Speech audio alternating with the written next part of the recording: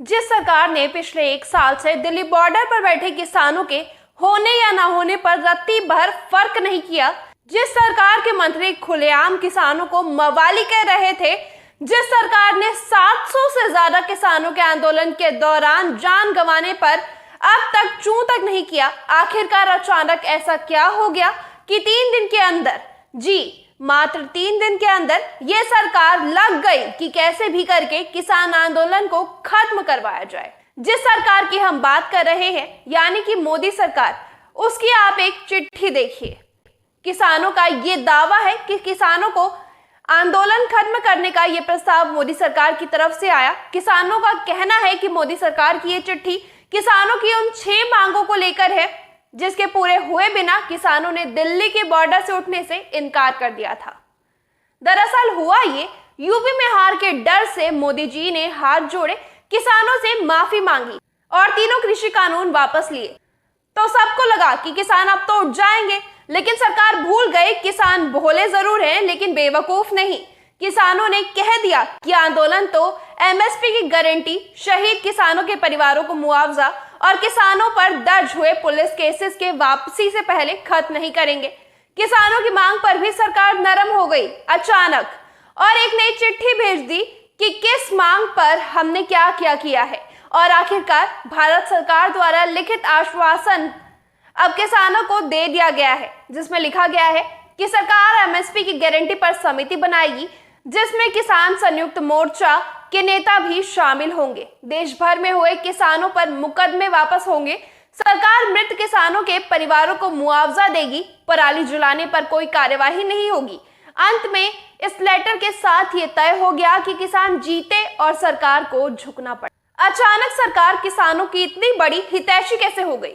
दरअसल ये जो 72 घंटे का एक्शन आपको दिख रहा है ना, उसकी असली कहानी है पश्चिमी यूपी। जी पश्चिमी यूपी, यहाँ का प्रभारी सुना है अमित शाह को बनाया गया बीजेपी द्वारा। जी अमित शाह बीजेपी के वही चाणक्य जिनके सर साल 2014 में यूपी में भारी जीत का सेहरा बंधा था।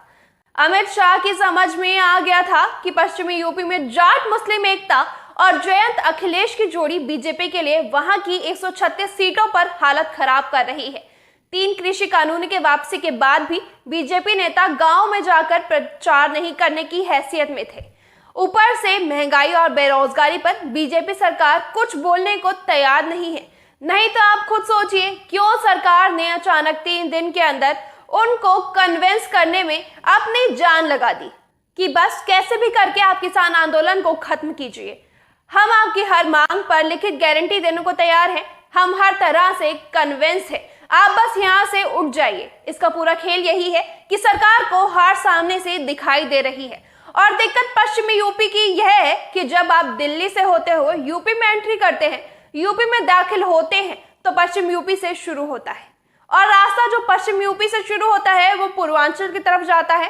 तो अगर नाराजगी पश्चिमी यूपी में है तो हवा उधर की तरफ बहेगी और फिर पूरा का पूरा यूपी वहां से बीजेपी के लिए मुश्किल पैदा कर देगा। बीजेपी को हार सामने से दिख रही थी और इतनी बुरी हार सामने से दिख रही थी कि वो किसी भी हाल में 3 दिन के अंदर किसानों को हर मुमकिन कोशिश कर मनवाने में लग गए कि आप आंदोलन छोड़ अपने घर चले जाइए। हालांकि इसमें किसानों की जीत ही है।